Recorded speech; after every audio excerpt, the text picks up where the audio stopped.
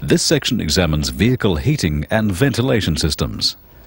To improve driver and passenger safety, a supply of fresh air is necessary to reduce fatigue and maintain comfort. Fresh air is drawn from outside, usually through ducts at the base of the windscreen, and directed to the passenger compartment. The air is then delivered through ducts and flaps, which are positioned to direct air to particular points inside the passenger compartment. These flaps can be controlled by cables, by vacuum servos, or by electric servos. In this way, air can be directed to the face ducts, floor ducts, window demisting ducts, and rear passenger compartment ducts. A fan driven by an electric motor is used to assist the air to flow through the passenger compartment when demands are high or when vehicle speeds are low. In internal combustion engines, much of the heat generated is lost to the atmosphere or wasted. Some of this heat can be used to heat the incoming air to a comfortable level when required by the vehicle occupants. Engines that are liquid-cooled direct heated coolant to a heater core to heat the air. The heater core is a small radiator consisting of tubes, fins and tanks. It is mounted under the dash panel inside the air plenum chamber, where air can be passed across the core fins and into the vehicle interior. The heater core is connected to the engine's cooling system by flexible rubber hoses, which allow for movement and a reduction in the level of engine noise and vibration transmitted into the passenger compartment.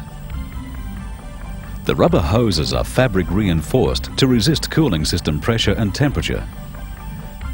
The coolant flow is created by the engine water pump, directing the coolant through the heater core and then back to the engine.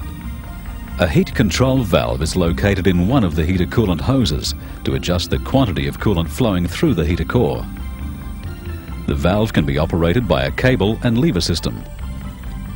A lever mounted on the vehicle's dash panel is connected by a cable to another lever on the heater valve. Movement of the dash lever is transferred through the cable to the lever on the heater valve.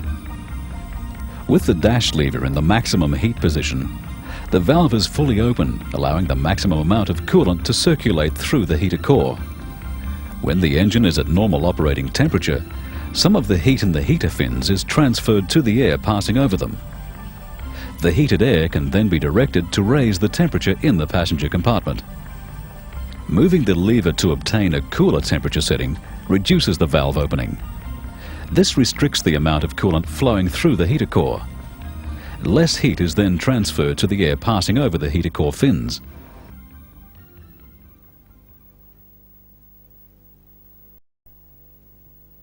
The refrigerant in the air conditioning system must have a low boiling point and must also be able to change its state in a continuous cycle of vaporization and condensation. One commonly used refrigerant, known as R134A, has a boiling point of minus 26.6 degrees Celsius. This is a liquid which boils well below normal room temperatures, and in vaporizing will absorb tremendous amounts of heat without increasing its own temperature.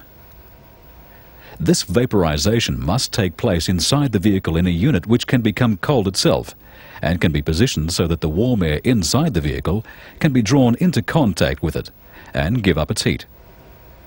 This is the function of the evaporator.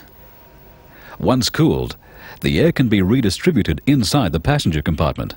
Since the refrigerant must carry away from the evaporator the heat it has absorbed, a continuous flow of refrigerant must be provided. This is the function of the compressor. The compressor circulates refrigerant through the system and also raises its pressure.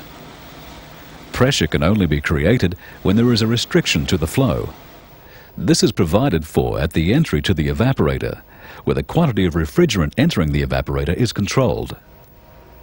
The restriction will also cause a drop in the pressure of the refrigerant as it enters the larger volume of the evaporator. The drop in pressure ensures the liquid refrigerant will be able to vaporize inside the evaporator coils.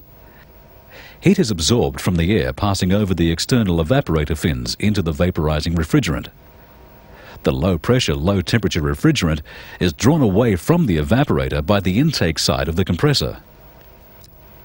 The heat contained in the refrigerant must then be given up to the outside air, and it must change its state back to a liquid to continue its cycle. This is the function of the condenser. The restriction to flow at the entry of the evaporator allows the outlet side of the compressor to build up pressure on the high pressure side of the system. The low pressure, low temperature vapour drawn into the compressor is discharged as a high pressure, high temperature vapour. The temperature of this high pressure vapour is now considerably above ambient air temperature. The high pressure vapour passes into the condenser coils and gives up its heat to the airstream flowing across the external condenser fins. The removal of this heat causes the refrigerant to fall in temperature, and in doing so also causes it to condense back into a liquid. This happens within the condenser coils, and the high pressure, still high temperature liquid exits from the condenser to flow on through the system.